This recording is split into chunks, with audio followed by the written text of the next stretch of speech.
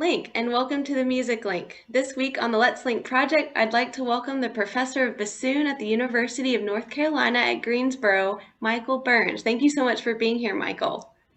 Well, thank you so much for having me. For everyone watching, Michael is from New Zealand, living in the United States, and I'm an American living in New Zealand. I reached out to Michael as we have so much to talk about our lives and careers in living in each other's respective countries.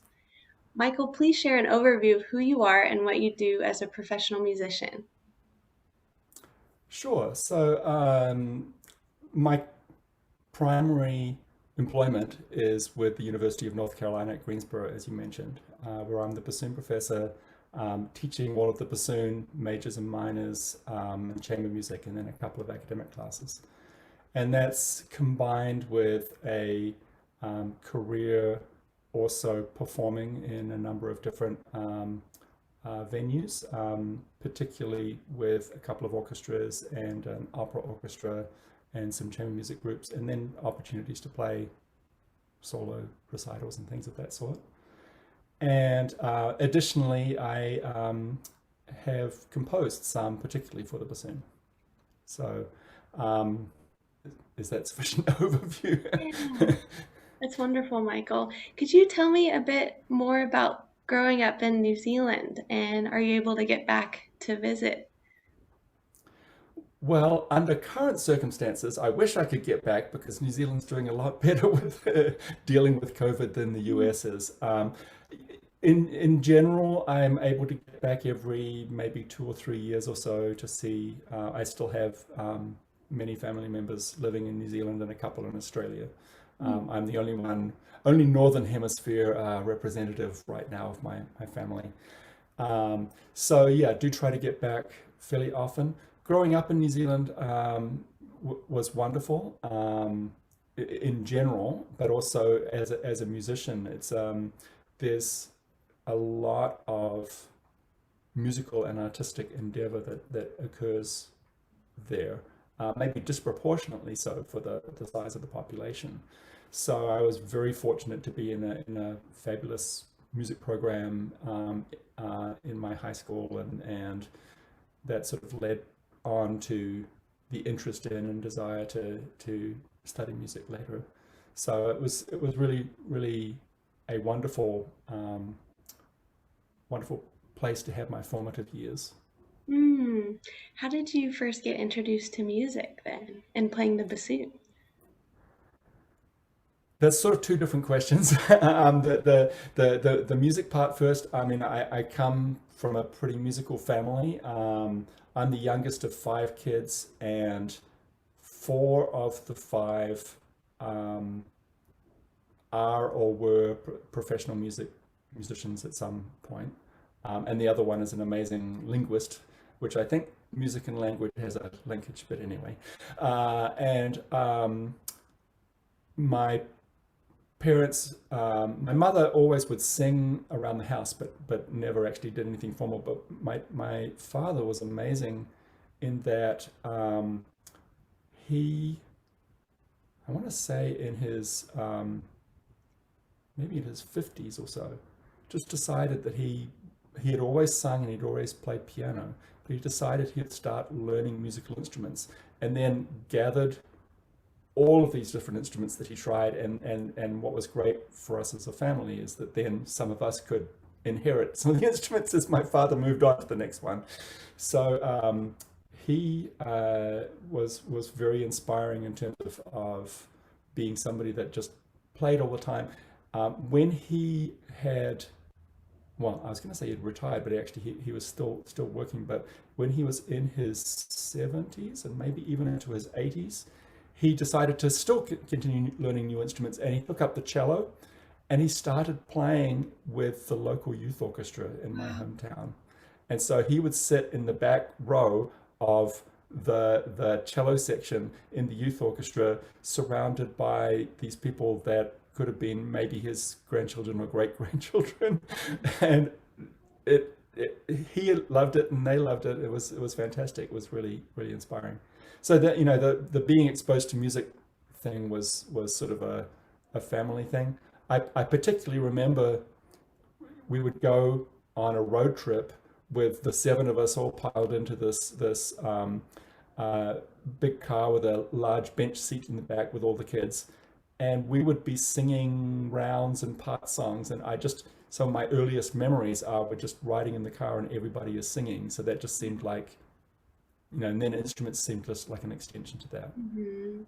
As far as the bassoon, I had taken piano lessons when I was younger, but I wanted to play something that was in with other people more, and wanted to play in orchestras, and did the thing where I listened to recordings, and maybe particularly things like the Peter and the Wolf and the Young Person's Guide and other things like that that introduced some of the instruments, and was intrigued by the sound of this strange instrument. And then when I got to see one, maybe even more intrigued. But I find it kind of amusing as well that when the time came that several of us were going to be choosing instruments sort of in middle school, as they'd say in the US, or intermediate school, as they'd say in New Zealand, that one of my best friends at the time, I was trying to decide between the French horn and the bassoon. I really liked the sound of each of them and maybe the range that they lie in. And one of my best friends started taking horn lessons. So I'm like, well, I'm not going to be a copycat. I'll do the bassoon. And so, I mean, I wonder if I might have gone the other direction if that had not happened. But anyway, Hmm. so then started on bassoon. And like I said, I was my hometown, which is Palmerston North, New Zealand. There was a fabulous youth orchestra, and this husband and wife pair of itinerant music teachers, John and Claes Schwabe, who just built this dynasty of Palmerston North musicians for quite a long period of time. And I had fantastic teachers when I went to high school at Palmerston North Boys High, with Viv Bevan and Fred Woodbridge, and just really encouraging people, and was surrounded by many wonderful musicians, most of whom didn't end up actually going into music because they're too smart and they're all scientists and doctors and lawyers and things like that now. But lots and lots of interest in activity with music and with the bassoon. Hmm. Michael, did you always know that you wanted to continue music as a career?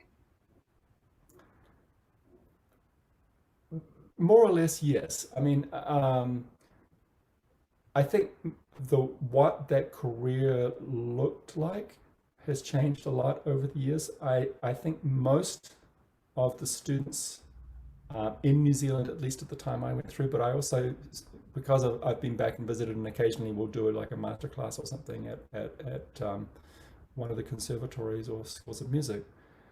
I think this sort of still persists, that everybody is focused on, I'm going to have an orchestral career. Hmm. And that's what I really wanted to do, and that's what I thought I would do. And I did my undergraduate studies in New Zealand, and then when I came over to the States, I thought originally I was going to do a 2-year master's degree and then return back to New Zealand.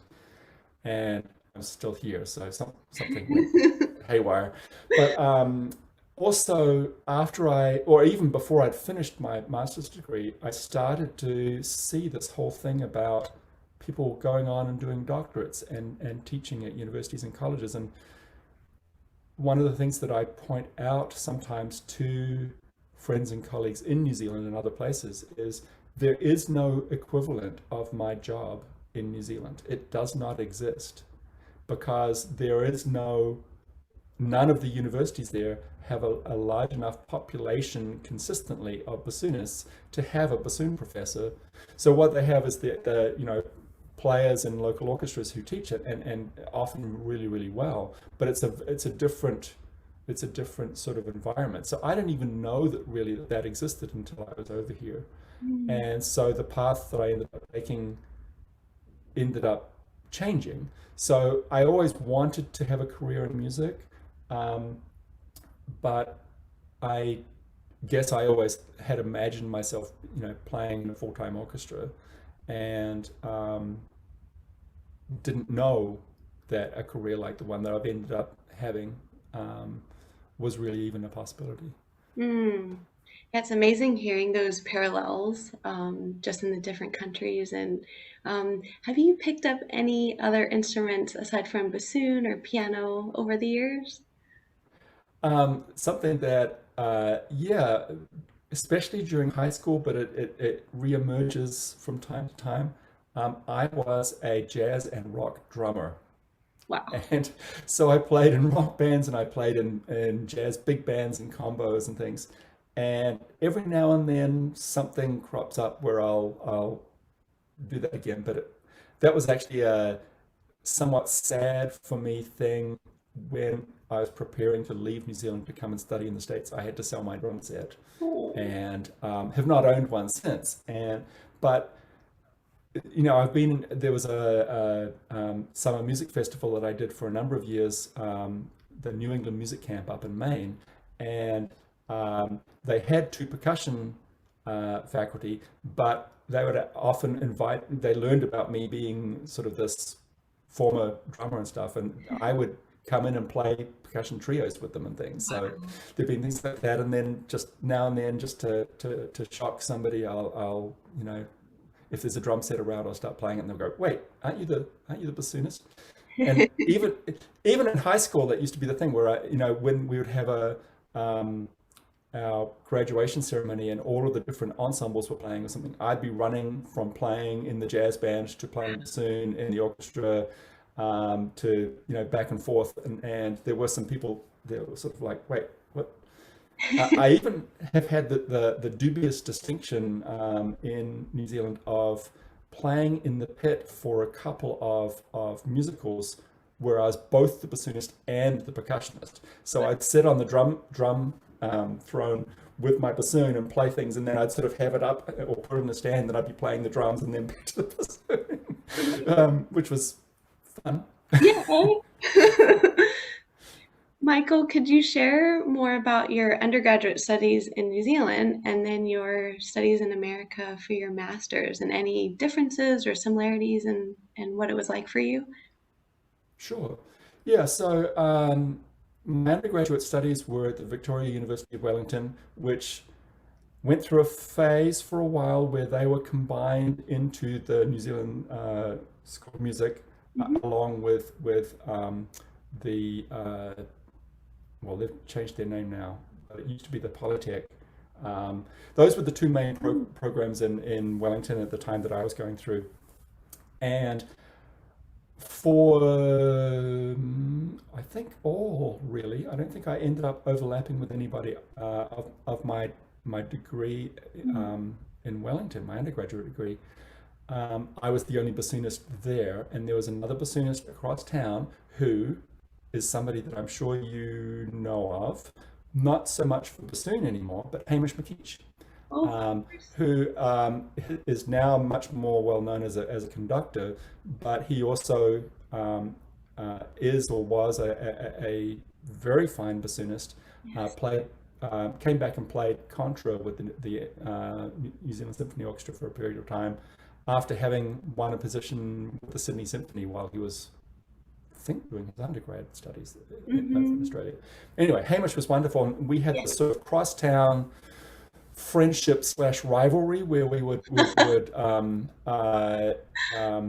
I think inspire each other to do better, because we knew if we didn't, then the other one would beat us out of whatever positions we were vying for.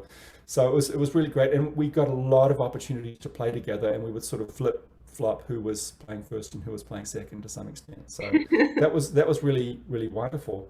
And both of us were studying with the person who at that time was the principal bassoon of the New Zealand Symphony Orchestra, but now also ended up changing his career, Colin Hemmingson, Wow. who is a very fine jazz saxophone player, but he was the principal bassoon in the NZSO at that time.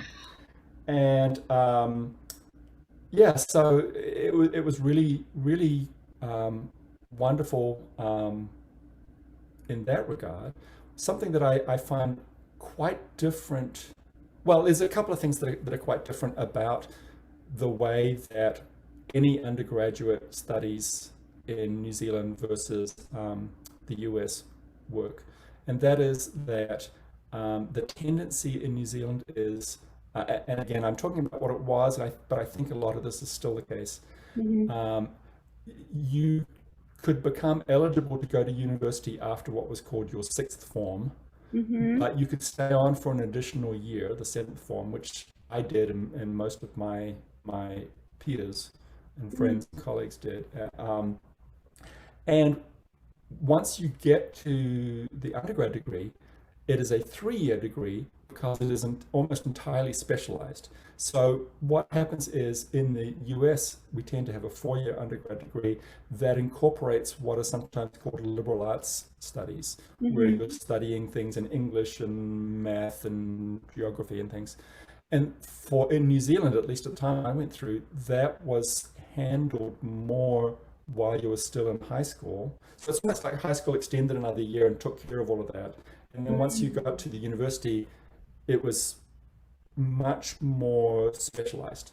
Mhm. So I think I only took music classes um, once I started university, except that I actually um, again, the youngest of 5 kids with a lot of people already in music. My parents were like, you shouldn't go into music, it's too risky. So I actually did a year at Massey University, which is in my hometown, doing like social sciences, geography and political science and sociology and things of that sort. And I did okay with it, but not as well as I might have because I was off playing gigs and things on bassoon and drums all the time. And I eventually petitioned my parents and said, this is not really working out for me. Can I go and do a music degree? So, your question earlier about did I always want to be? I always really kind of did want to, but there was also that question of, well, should I do something more practical?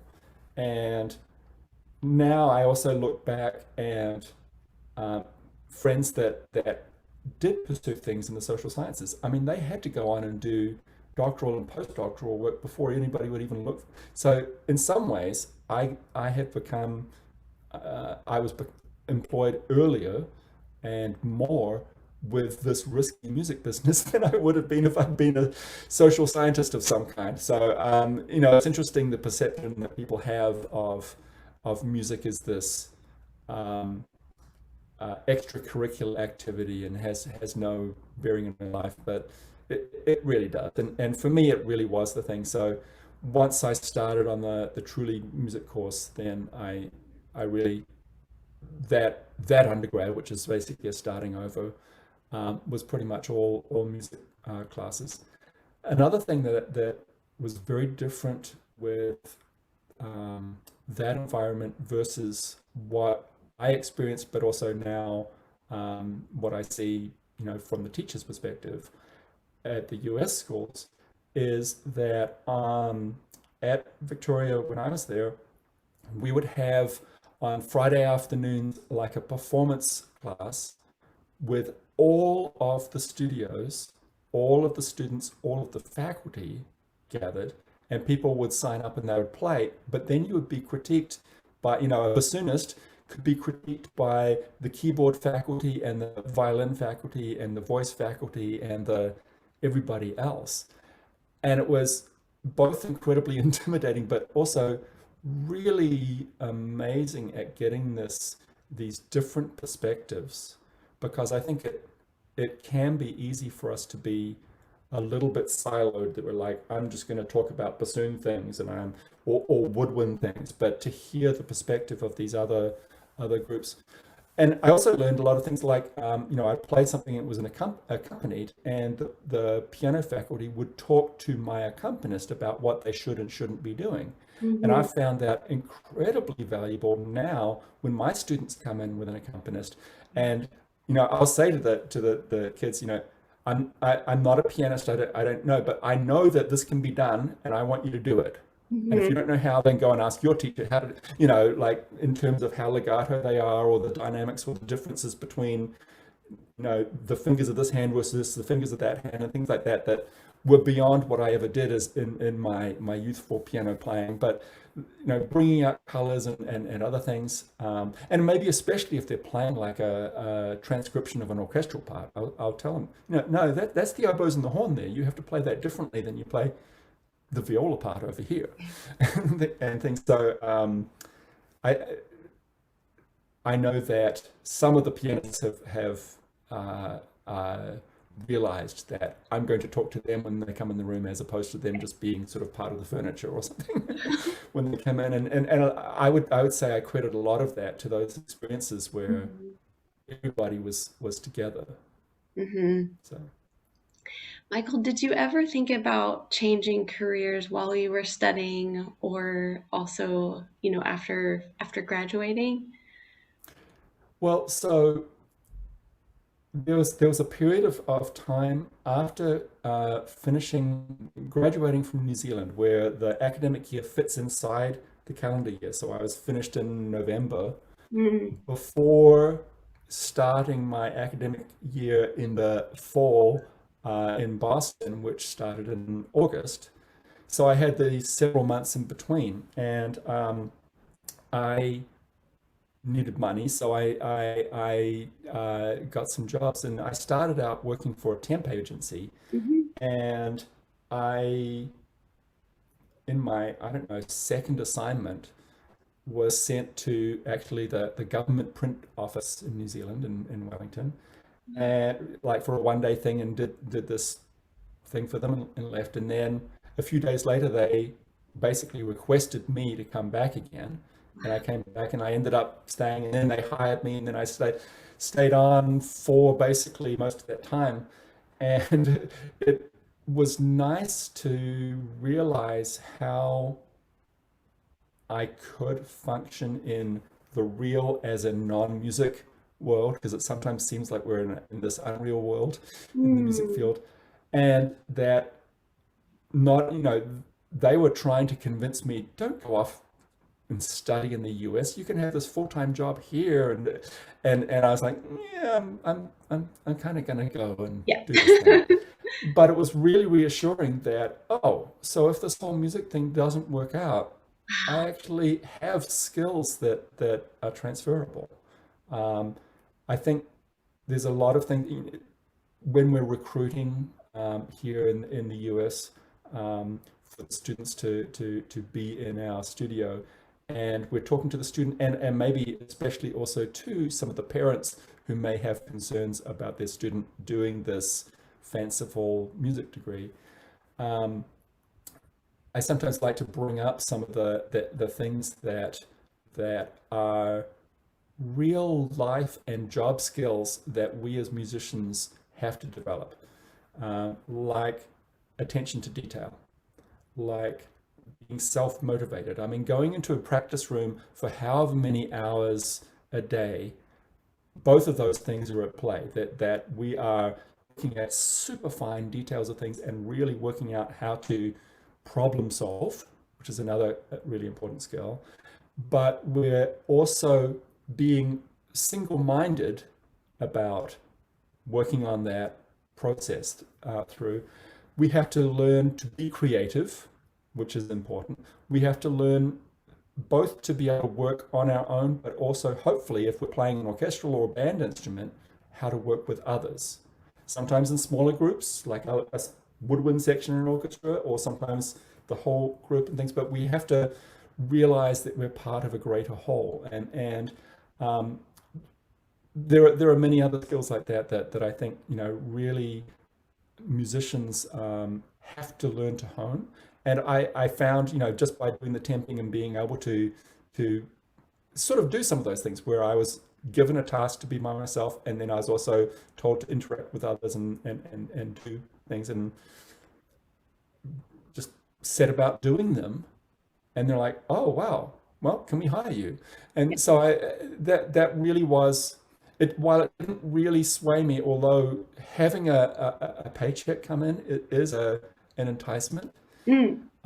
but it didn't really ever sway me from wanting to pursue the music path. Mhm. Tell me more about your music teachers and how they influenced you. Sure. I've already named a few of them earlier in the interview. So John Schwabe was my first bassoon teacher, and he was the one who also conducted the local youth orchestra and was extremely influential. He also realized when he had reached a point, actually, I think almost all of my teachers to some extent realized when they'd reached a point that they had sort of taught all they could and it was time to move on to somebody else. So I actually, Colin Hemmingson, who I mentioned I did my undergraduate studies with, I started studying with him while I was in high school once I reached the point that John Schwabe sort of said, I think, I've taught you what I can.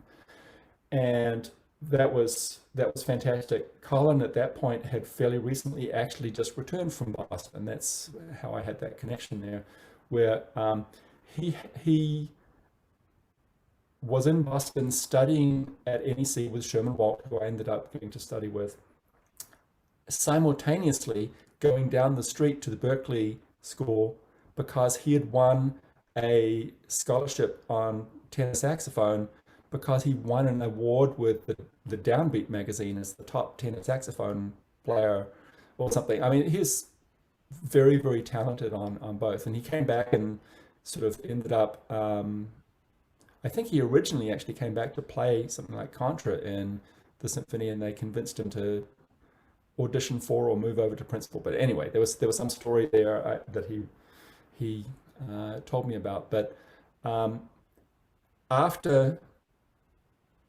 I'm going down a little rabbit hole here about Colin, but one of the things, regarding the coming over for the 2-year masters and then going back was the music scene in New Zealand is fantastic, but it's very small.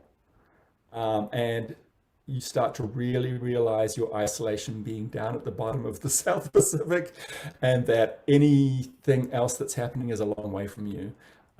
And I knew that if I wanted to have a full-time orchestra position, which was that goal that we talked about earlier, then really at that time, the what is now the uh, Auckland Philharmonic was not full. It had a core group, but was not a full-time orchestra. So really, the only option was the NZSO, the New Zealand Symphony Mm-hmm. Orchestra, and at that point, the three players were all in their, I want to say late 30s, mid to late 30s. So I was like, it could be a while here. So that was another sort of influencing factor about not coming back. Well, then Colin turned around a couple of years after I graduated and he actually ended up resigning from the NZSO because his true love was the jazz saxophone. So that's really what he's doing now. Wow. Let's see. There are so many other fabulous mentors. Uh-huh. I've already mentioned Viv Bevan, who was the orchestra director and also taught classes in music history and theory and stuff like that during my high school, and was Mm. incredibly influential. I've been really lucky. When I came over to Boston, Sherman Walt wasn't available the first year, so I actually studied with Leonard Sharrow for a year, and then with Sherman Walt. And unfortunately, it was the last year that he was alive because there was a tragic car accident that killed him right after I was done. But he was also um, very influential. I was his only student in the last year that he was playing with the symphony, and he would have me come out to his house, and we'd have like a 2.5, 3 hour lesson, and then he would insist on paying my subway fare to Oh. get back and stuff. Just wonderful. I then actually had 1 year at Indiana University with Sid Rosenberg, and then ended up transferring, if you will, starting over at the doctorate with Bill Winstead at Wow. Cincinnati. And he, I would say, is my primary mentor about an approach to teaching. Mm-hmm. Just just an unbelievable pedagogue. Um, and we tragically lost him, I'm pretty sure, to COVID, but it was before they said that we had it in the States. So in February, Right. he passed away very suddenly and was on a ventilator. And I mean, looking back, it's got all of the hallmark signs. So, Right. um, I was very, very lucky with a number of fantastic mentors. Um, and I find that my approach to playing and to teaching is very much a hybrid of many different things from all of them, and maybe some that I've gained from other, interactions with people, whether it be master classes or Mm-hmm. whatnot. Mm. Michael, could you share a bit more of what it was like working with Bill Winstead and and what his style and philosophy was like? Sure. I think one of the things about him that probably all of the students that have ever worked with him, which is a lot because his career was so amazing with all of the students at Florida State and then at Oberlin and then at Cincinnati. Um, he, if you will, had no filter about speaking the truth about your playing, which would sometimes mean he would say, literally, I had him say this to me on countless occasions, that was terrible. But this is what's terrible about it, and this is what we do to fix it. And so there'll always be this sort of break you down and rebuild you the way you should be. I've had experiences with some other teachers that might just say that was bad. They might not go as far as to say it was terrible, but they wouldn't explain why. And to me, that's not as valuable. Right. So I would sometimes come home from, to my wife after a lesson, grinning from ear to ear because he had torn me to shreds. That was sort of what I was looking for. I mean, I worked with him during my doctorate, so I already had a lot of teaching and a lot of study and a lot of experience. Mm. And he really had just this amazing ability to diagnose something and get to the absolute heart of it, Mm. usually very succinctly. Um, my wife, who's a flute player, actually did her undergraduate at Florida State while he was the bassoon professor there, which is part of the reason I knew about Winstead. And she said that in her juries, he would write like one sentence, but it was the most enlightening comment that she would get. He was just able to really see what needed to be said and Mm-hmm. say it. But it could be rather brutally blunt at Mm. times because it's like, well, why waste time talking about things? On the flip side, if he ever said something was good, you knew that he would not just say that just to say it. He just won't. So it's like if something's good, you're like, oh my gosh, I actually got praise, So there was that as well. But he was never, I thought at least, he was never cruel in what he said. It was like that harsh truth. It's like looking yourself in the mirror or hearing yourself on a recording, and you go, oh. But he would tell you that Mm. this is the way it is, and um, just really able to put into words. For the vast majority of lessons, he didn't have his bassoon with him. So he would be using verbal descriptions and was incredible at it. There were I can think of maybe two times he had his bassoon, and one of them I was working on actually a second bassoon audition, and he played the first parts along with me, and it was incredible. Yes. But I also really learned how, because like Colin Hemmingson, for example, would play everything along with me in the lesson. That was, that sort of modeling example was one that I was very used to. And then to have almost this opposite extreme, really, of the almost everything verbal or with analogy, Yes. um, but finding, the benefit of each of those ways. Mm. So, Do you have any advice or realizations about the music industry that you could share? yeah, so a realization that leads to advice is, Mm. and I already mentioned this in New Zealand, but I think it's true globally. The Mm. music scene, the music world is a very small community. And so one needs to be mindful of building those connections, but also if somebody misbehaves, everybody knows about it. So in terms of advice, it would be just be aware that you are always on trial, no matter who you're playing with and where and when.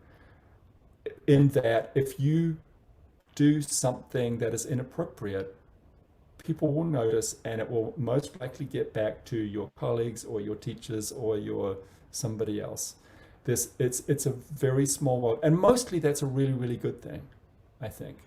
Um, Actually, it's kind of interesting when say a student is looking to buy a used instrument, then if I don't know the person selling it, then I probably know their teacher, or there's going to be a connection, and it almost doesn't matter where they are in the world. Mm. The bassoon world is tiny. Um, and I think if you ever get, a couple of musicians together, we did this a little bit in one of our previous talks, and you start talking about the people that you know and the places that you've been and the connections that you have. There was that thing for a while. It was what, 7 degrees of separation from Kevin Bacon or something. I think with a musician, it's maybe two or three before you start finding major connections. Mm-hmm. Your teacher and their teacher, or something. There's going to be all of these interlinked things. Therefore, basically behave accordingly, I think. And if you assume that everybody's going to know what you do, then hopefully you're going to actually behave the way you should. Mm. Um, there are some unwritten rules of etiquette, especially when playing in a professional situation. If you're playing in a professional orchestra, I was extremely lucky in that I was able to learn from trial and error at an early age from some of them where I didn't behave correctly, unknowingly, I didn't behave correctly, and was told that's not what we do.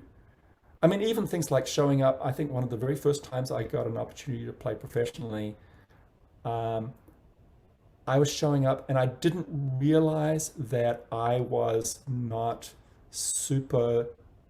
I play the right notes at the right time, but I wasn't very aware of like the articulations and dynamics and how precise those needed to be.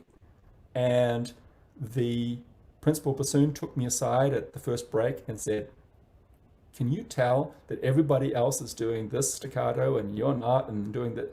And luckily basically taught me, oh, I need to pay attention to these things. Everybody else is doing, and I wasn't even aware. And it's interesting now as a teacher, I'll see students doing that, and I'll say, mm-hmm. Let me be the one to give you that advice, so that because it could have been that principal could easily have just said, don't hire this clown again. And luckily, they sort of took me under their wing and said, no, Mm. this is what you do. Or Mm. even, if there's a dispute between you and another player, I had a thing where I didn't know the procedure of, going through intermediaries, whether it be a personnel manager or the conductor or something, about something, as opposed to going up and telling somebody they're doing it wrong. Mm. Mm-hmm. So just sort of things like that, learning that it's important to know, find out some of that etiquette, and Mm. particularly in a professional situation.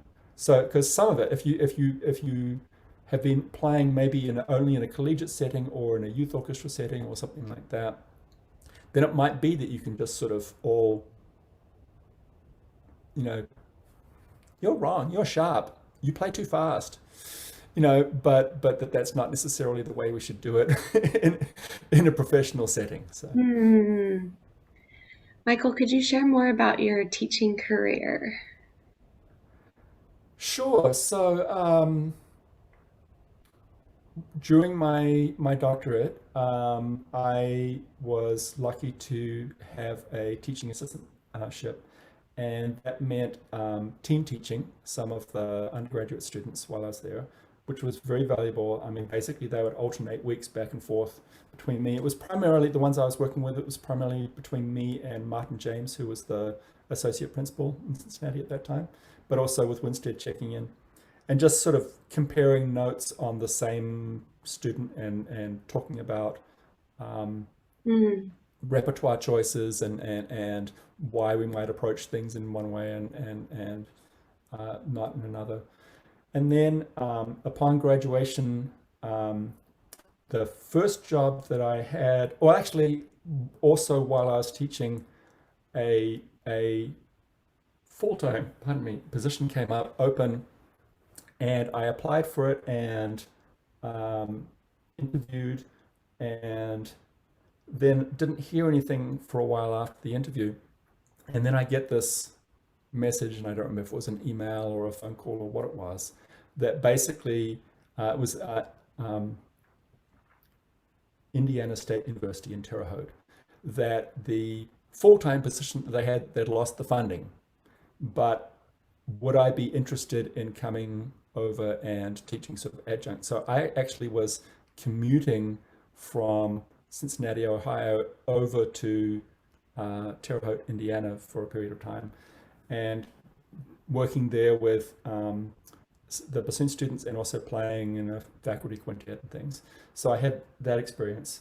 Then after graduating, my wife and I both won positions with Midland-Odessa Symphony, which is, speaking of those connections, for those of you who don't know, this is both Julie and I have served as principal bassoon of the Midland-Odessa Symphony, and it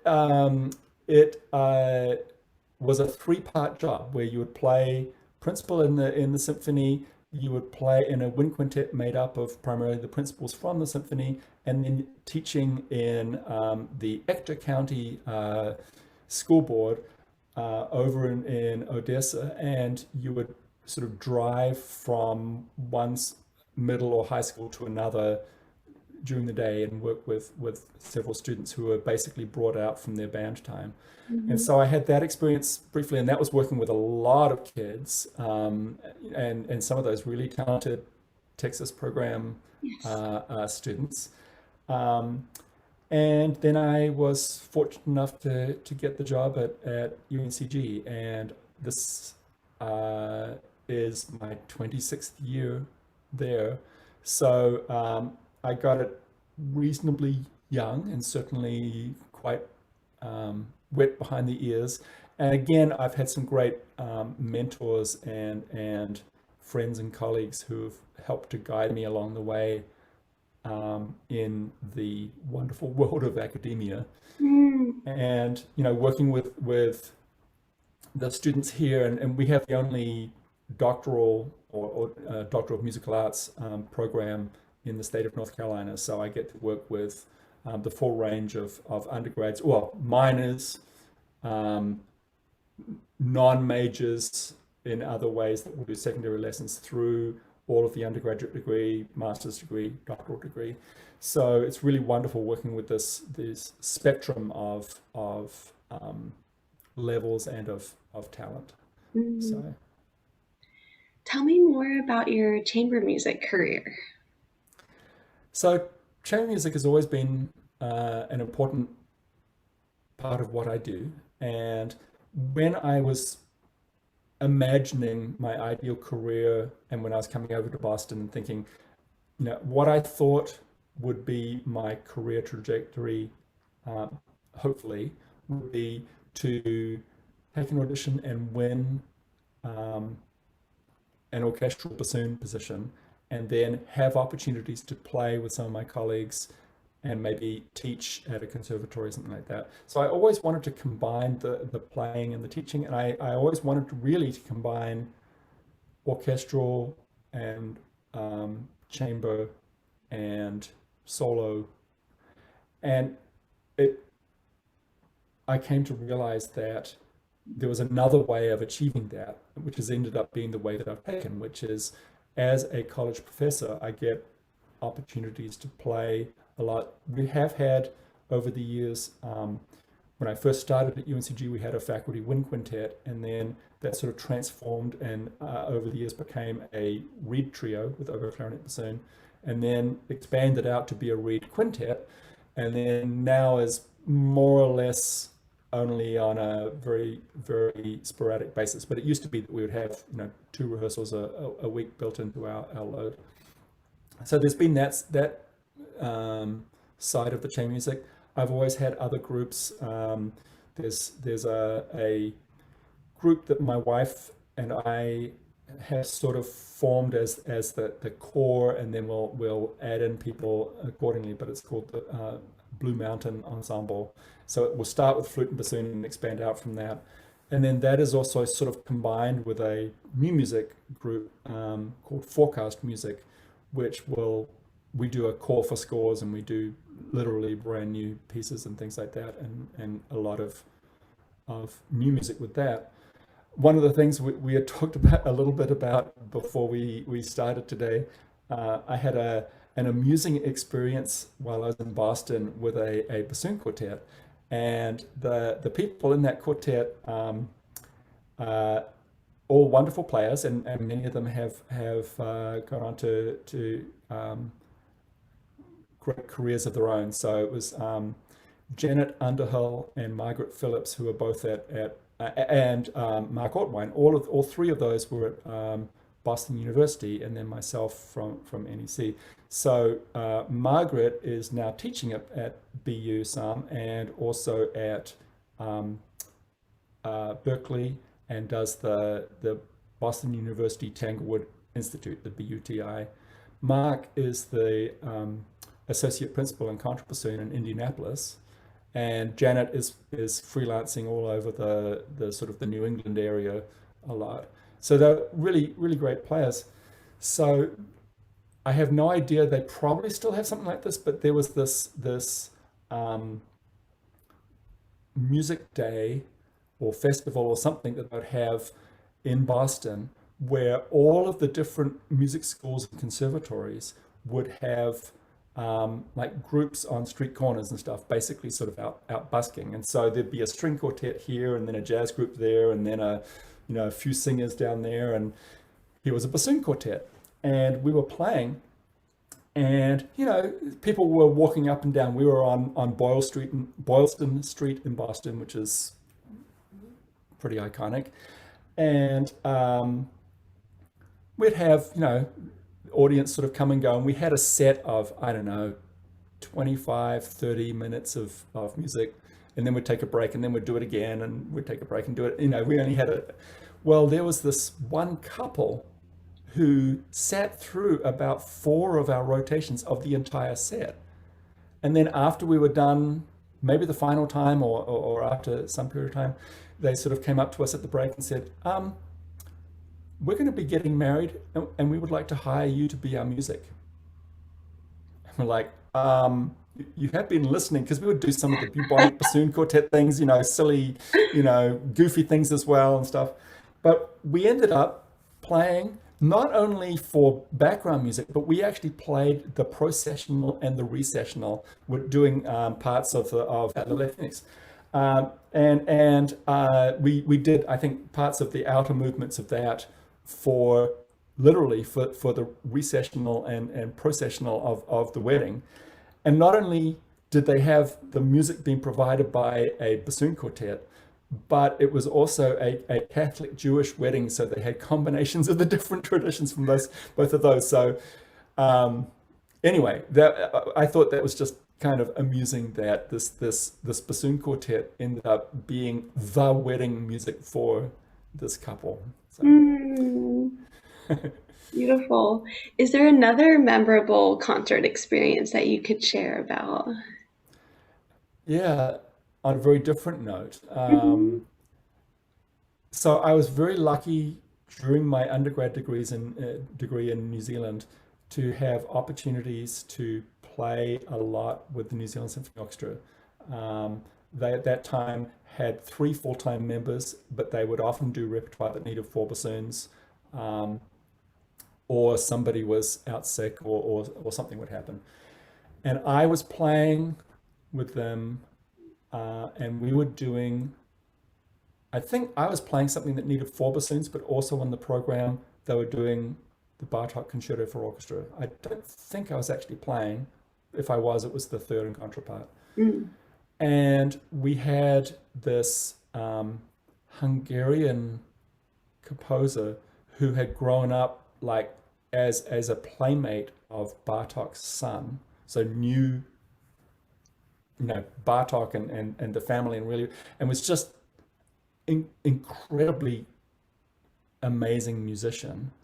And we had a um, full-time member of the orchestra, somebody from the viola section, had passed away from cancer, like the week before, and so we were dedicating these performances. And just I found just the hairs on the back of my neck just standing up, the way he conducted, the way the orchestra played, and particularly, some of the lament music in that piece was I've never had an experience like that.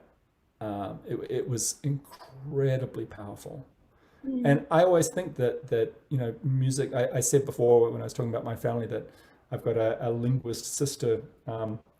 I find that music is almost like a non-verbal language. Yes. And there's some forms of communication that seem to almost go straight to your nervous system. Yes. And this absolutely, I was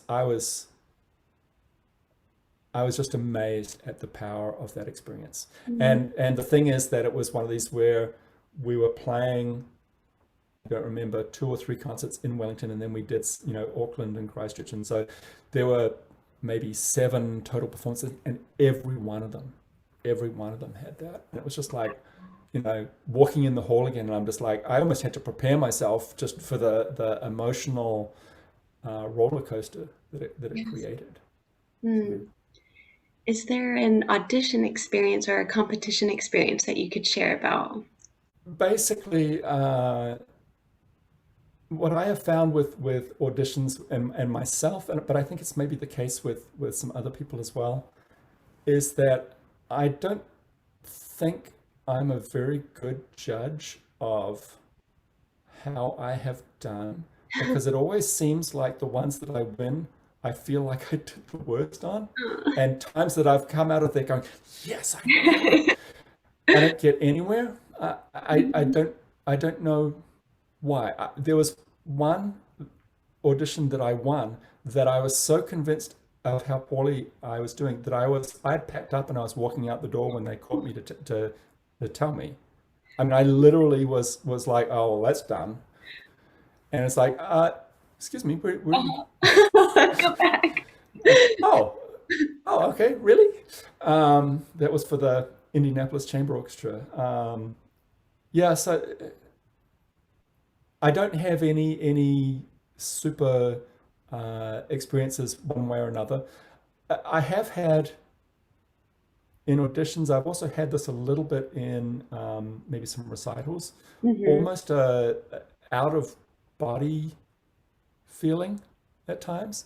And I still, as a teacher, I still can't decide if it's actually an okay or a good thing or not so okay.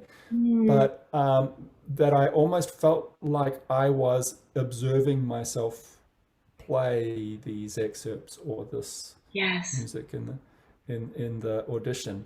And I think part of it is again that detail orientation and stuff. We've just gone over and over the music so much Yeah. that it maybe is almost like we just push go and then we sort of step out of ourselves or something. I'm not sure. So Mm. I don't really have other exciting uh, competition or audition experiences to speak of. Hmm. Well, talking about auditions and performing, how do you cope with music performance anxiety? Yeah, this of course is a great question for many of us, Mm, and I encounter it a lot with a lot of my students. Um, One of the things that I have found that I'll talk with my students about mm, a lot that I found really helpful is, and this is just stating the obvious perhaps, but if I walk into a performing situation or an audition or a mm, recital or what have you, and I know that I'm not as well prepared as I should be, I will get nervous. mm, If I know that I have essentially over prepared, then I can be more relaxed and more representative of how I mm, should play. Um, Sherman Walt had some great advice for me when I was leading up to playing my master's degree with him, a recital. Um, I was working on amongst other things, the George Pearl Three Inventions, and the last movement is mixed meter with all this sort of 6/16, 8/16, 3/16, I forget, but quite complex and rhythmic and tricky. And I would be playing it in my lessons and sort of make a mistake and be obviously extremely frustrated at myself. mm, And Mr. Walt basically said something, first of all, that really surprised me, which was, you know, I hope you get nervous at your recital. And I had always thought the opposite. I'm seeing from your facial expression that yeah, it's like, the opposite. No, we don't want. But he was like, well, the reason is everybody actually gets nervous, and if you pretend that it's not going to happen, mm, you're actually going to make it worse. But mhm, if you know that it is going to happen, then you can actually embrace it and sort of use it. When I'm relaying this to some students, I also sort of bring in a little bit of almost a Star Wars reference where you can use it, the dark side of the force or the good, that essentially what happens when we're getting nervous is it tends to be adrenaline in our system. And so adrenaline, interestingly enough, when we're playing the bassoon, it's from the fight or flight reflex, mhm, which seems ridiculous for playing a bassoon, but it's there mentally, and it's actually a chemical thing. Well, adrenaline as a drug makes us essentially superhuman for a mhm, period of time. And so, we've probably seen news reports where some mother has their child trapped underneath a part of a car and they lift it up or something they would never be able to do under normal circumstances. But with this chemical in their systems, they can actually do that. mhm, So his advice was actually his was stronger than advice. It was more like demand was, I want you to play this at what you think is 80% of the tempo that you think it mhm, should go, and stay in control. mm, And so, being the dutiful student that I was, um, I did that, and I ended up doing that in the performance. And to some extent, the whole time in the performance, I've got this little voice in the back of my head saying, "You can go faster. It should be faster than this. Go faster." mm, And I managed to ignore it, and I just sort of went, "Okay, I'm going to do this tame pedestrian version of it, but it's all going to be fine." mm. And then afterwards, these people are coming up to me, "Oh my gosh, that was so incredibly fast!" And how did you know? I'm Oh, like, and I'm saying thank you, but in the back of my head, I'm sort of thinking, you should have heard what I could have done, if I'd gone to actual speed. And then I hear a recording, and it's like, whoa. wow. And part of it, I think, is I think there were maybe two things at play. One is that the adrenaline not only makes you superhuman, but it makes time work differently. Yeah. So I don't think I have ever met anybody Mm, that when they have adrenaline coursing through their system has played slower. right. I think almost all of us play everything a little bit faster. And he knew that. And he knew that that would work for me. And so the 80% thing with the adrenaline there was probably 100 and some percent of what I should have done. If I'd gone the speed that I thought I should go, I'm sure I would have crashed and burned because I would have gotten out of control. So it was very wise. And also that thing, it's really stuck with me. I hope you get nervous because it's, if we sort of bury our heads in the sand and go, oh no, I have to hide from this thing so that I don't, the evil performance anxiety monster doesn't get me, then when it comes, we're going to panic. But if you sort of go, I'm going to get this thing, and maybe we have to learn over time how it manifests itself for us. So some people can have opposite reactions. Some people get dry mouth, and some people over salivate. Some people are shaky. Some people feel cold, and there are different ways of handling it, and maybe learn, each individual has to learn what they do. But if you go, I'm about to become superhuman, and you embrace it, okay, bring it on, okay. And there's this almost little sort of fluttery of the heart, and you go, oh, this is all right, let's go, let's do this. And again, if you've done sufficient, preparation and everything, I also really strongly suggest that people practice performing, because I think that I refer to it as having a different mode. Like there's practice mode where when we get something wrong in the practice room, we stop and we evaluate and we work on it and we fix it. And so we're very, by necessity, very critical, but also we are not thinking of the continuity. So if the first time that you go to play something without stopping and picking it apart is the performance, of course, something's going to go wrong. So you have to learn how to just keep going no matter what. And so practicing that, I think, is an important thing as well. And it's a different skill, it's a different mindset. What I do suggest that my students do is that while they're in the performance mode and going all the way through, that somehow they have a little memory bank, a little mental note card. Go, oh yeah, measure 3, I did that thing, and you can go back, and then you can do what I sometimes call the postmortems, which may be a little bit morbid, but where you after the fact sort of go back and go, okay, here are the things I need to go back and fix. That's also where those people who are really successful with auditioning will often talk about recording themselves a lot, and that's where you can do that as well. You can listen back and go, take note of the things. But our brain is actually really quite good at remembering those things and doing a instant playback if we tell it that it needs to be on alert for that. But just, I'm going to go from the top left to the bottom right, all the way through, no matter what. I'm just not going to stop. I'm going to practice the performing, and getting over the fact that there's going to be little blemishes along the way. What does it feel like to go through and do all of that full process, as opposed to, oh yeah, I'm going to boot camp this little area and go over and over and over again. So if people don't do that, then they're going to be much more prone to have issues with the performance anxiety. Wonderful. Michael, have you ever experienced any music-related injuries? I had one which is a little bit strange in that it wasn't to any part that actually interacts with the bassoon in any way, but I was playing a lot and driving a lot between things that I played and places I taught, and I got my my ankle on my right leg swelled up, just really huge and quite painful, and went to see the doctor, and we were trying to work out, had I been carrying an extra weight or doing something that would cause this.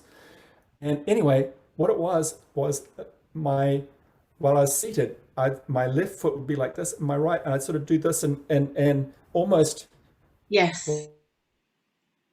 I just was always doing that when I was playing the bassoon, only when I was playing the bassoon. And I did that enough that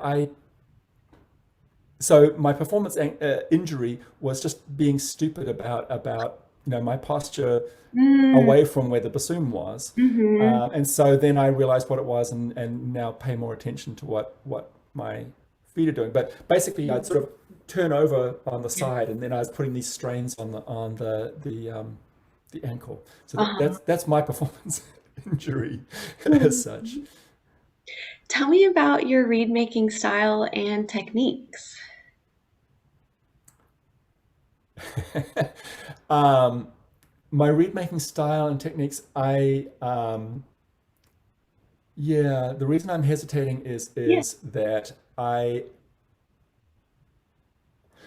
when I was working with Winstead, he had me be, as part of being his assistant, he worked with me individually on the reads, and then I was supposed to sort of work with the other students. And Yeah. so I've got a strong influence from him and what I do.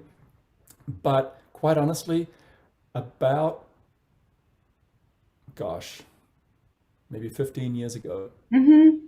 I'm not sure how long, quite a long time now, there was a period, it was like before the Maxwell and MD profilers really sort of came on the scene. So the cheapest one you could find was like a Riga or a Popkin or something like that. So it was Mm-hmm. up well over $1,000. My students would graduate and they couldn't, it was like either I can keep my car running to go and play gigs Yeah. and teach, or I can buy a profiler. Yeah. And so I did research into gouge shaped profile GSP cane, Mm-hmm. so that they would have some resource that they could go to once they left the nest and didn't have access to the school profilers and things. Yes. And I've been playing on GSP cane ever since. Yes. And so I, I see my colleagues who are using tube cane, in some cases going and cutting it themselves and harvesting and drying and doing the pre-gouging and gouging and everything, and Mm. I'm going sort of the opposite direction where I'm paying somebody else to spend the time and have the expertise to do a lot of that. Mm-hmm. So I'm finding that where the pendulum has swung currently, Mm-hmm. for me in reed making is pretty. Um, I was going to say hands off. That's not really the right way of thinking of it, Mm-hmm. but I am that.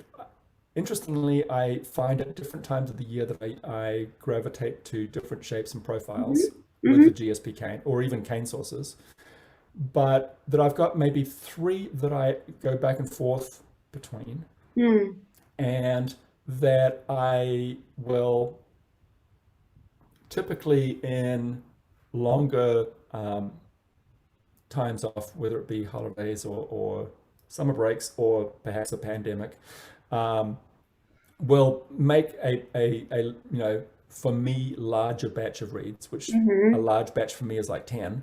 Um, and then my reads last a really long time for me, like Mm-hmm. months and months of playing, typically. And so I'll I'll just sort of do fairly minimalistic work on them, and I find it fascinating when I hear and see wonderful people that have this very um, strict procedure of what they, Mm-hmm. and quite frankly Winstead did. Mm-hmm. But when Barry Steves was talking about it in one of your earlier interviews, and just some of the others, Mm-hmm. uh, that there's a lot of thought about and a lot of um, Mm-hmm. control of Mm-hmm. everything. And what I'm finding is that I'm not spending as much time with that as I used to. Mm-hmm. So I can't work out if I am just not very fussy about reads Mm-hmm. and they're not necessarily very good and I make them work for me, or if I'm lucky or something. I mean, when some other people have tried some of my reads, they like them fine. I it's interesting because I will go through with a very, I was going to say strict, I guess, procedure with especially new undergrad students who, and I'll teach them a step-by-step process of the reed making, Mhm. and including the shaping and profiling and stuff like that, because I think they need to know it. But especially maybe with my graduate students who've come in with some other system from somebody else, Mhm. essentially I tend more towards a if it ain't broke, don't fix it. So Mhm. I'm happy to tell them any and every all of the things that I would do, and we end up having some discussions about maybe the pros and cons of doing things one way versus another. But I find it actually interesting, and I encourage them at times to maybe talk with the undergrads about other different ways of Mhm. approaching reed making. And so I'm not very prescriptive for more experienced people, but I am for the younger. Mhm. And I let them know that I'm going to teach them the shaping and the profiling, but that if they wish to spend the money, they can also do the GSP Yes. route and stuff like that. I've even had a couple of students that really, for a period of time, were really embracing the whole leger reed thing, Yeah. and that's sort of intriguing to me. I was seeing in some discussion recently on Facebook, Stephen Paulson saying that he's playing exclusively on legers, and Mhm. he makes them sound great, Mhm. and that also the concept of somebody else doing all the work for us, and then you just pull this thing out and just play is Yes. very appealing. Mhm. So if I was to say a philosophy on reeds, it would be I want them to work. I Mhm. don't really mind how we get there, Mhm. I guess. Mhm. So Can you share any advice for musicians just starting out their music careers? um, some of that advice that I said earlier about being mindful of your behavior, and that it's probably being Mm. noted. Um, I would say some good advice for any musician is always remember why you wanted to do music in the first place, which hopefully was music is fun. We talk about the job and the work, and we even say after somebody plays, nice job. And really, Mm. fun is what probably started us down this road. Yes. And remembering that at times, maybe again when we're in the practice room and we're really working on something very intensely, just sort of go, you know, I'm supposed to be doing this fun activity. Mhm. Mm. Thank you, Michael. Who do you think I should interview next? Um, yeah, I think somebody that would be great to interview um, would be a New Zealander who is principal in Sydney. Todd Gibson-Cornish. Yes. Yeah, I mean, I think he's had in his young life a very interesting and meteoric rise to fame, and you know, I- we didn't end up talking so much today about what you and I have experienced in the opposite way, an American going to New Zealand and a New Zealander coming to the US. But Todd could also give some sort of Mm. viewpoint of New Zealander going to London and then to Sydney and Mhm. and and, and things along the way. So he would be an interesting choice, I think, Yes. One. with some of that New Zealand connection, but also just sort of somebody who'd be interesting to talk to in general. Yes. Yeah. Would love to reach out to Todd. Thank you, Michael. Thank you so much for this interview. It's wonderful to get a glimpse into your life and career as a professional musician. Hmm. Well, thank you so much. And I really think you do such a great service hosting these. So thank you again. Thank you, Michael. For everyone tuning in, keep an eye out for new videos with great bassoon guests every Thursday Central Standard Time. On the Let's Link project, every guest interviewed here is hosting a free online open panel discussion via Zoom the following Sunday Central Standard Time, and you can register for Michael's session on the Music Link website. Please like, comment, and share any questions or feedback in the section below, and subscribe to this channel for new video notifications each week. Check out the Instagram and Facebook pages for more updates too. The Music Link is a New Zealand-based online resource for people to share, learn, and connect. Thank you for watching, and I'll see y'all in the next video.